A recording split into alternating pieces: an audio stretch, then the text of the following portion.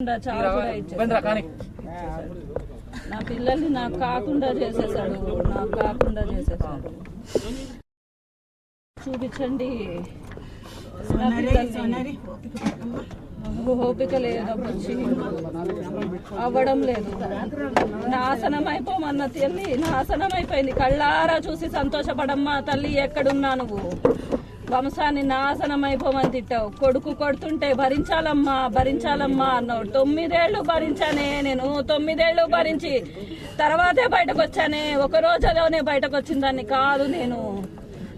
ఒక రోజులో బయటకు రాలేదండి. 9 ఏళ్ళు భరించి 9 ఏళ్ల తర్వాత వచ్చానండి. కొట్టాకనే బయటకు వచ్చాను. 9 ఏళ్ళు కొడుతున్నా భరించమన్నది అత్త. భరించాను. నా పిల్లల్ని మాత్రం ఇలా తీసుకెళ్లిపోతాడు అన్యాయంగా అనుకోలేదు.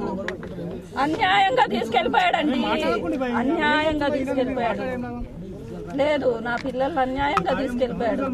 ట్యాబులు కొనిచ్చాడమ్మా నాన్న, ట్యాబ్ కొనిచ్చాడు అనుకుంటూ సంతోషంగా వెళ్ళేవాళ్ళు ఆయన దగ్గరికి. వెళ్ళిన వాళ్ళని రాకుండా చేసేసాడు. చంపేశాడు.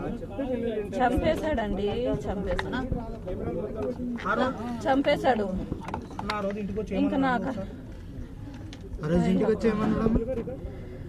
ఇంటికి వచ్చి నాతో వస్తావా గుడికి అన్నాడు. నేను రాను అన్నా. నా పిల్లలేరి అంటే దేవుడి గుడిలో అన్నం తింటున్నాడు, నువ్వు వస్తావా అన్నాడు. నేను రాను అంటే వెళ్ళిపోయాడు. నాకు తెలియదండి, నాకు అది తెలీదు. ఎప్పుడు ఉండే కోపమే కనిపించింది మనిషిలో. చంపిన వస్తావా నాతోటి? వస్తావా అంటే ఏమొస్తాం? రానన్నా, నేను రాను. అన్నం పెట్టినట్టే పెట్టేసి చంపేశాడు. చేత్తో పెట్టాడు, చేత్తో కొట్టాడు, చంపేశాడు పిల్లలు. ఆ అమ్మని మాత్రం అడగండి, ఎట్లా పెంచింది, ఏం పెట్టి పెంచింది. కొడుకుని కన్న పిల్లల్ని చంపగలిగేట్టుగా ఎలా పెంచిందో అడగండి అయ్యా. వెళ్ళి అడగండి. అడిగితే ఇవ్వండి ఆన్సర్. నాకు తేవగలిగితే మీరు బయటకు తెండామని తెచ్చి నా పిల్లల్ని ఎలా చంపగలగాలో, ఎలా చంపండి అని చెప్పిందో చెప్పండి. అడగండి అమ్మని అడగండి. రావాలా వాళ్ళకి ఆన్సర్ రావాలా? అమ్మా భరించు, నువ్వు భరించాలి. మొగుడు కొడితే భరించాలి, ఆడది భరించాలని భరించాను. 9 ఏళ్ళు భరించానండి నేను. నాకు చేత కావడం లేదు మాట్లాడడానికి, కానీ మాట్లాడుతున్నా నేను. నన్ను ఇంత బాధ పెట్టారండి.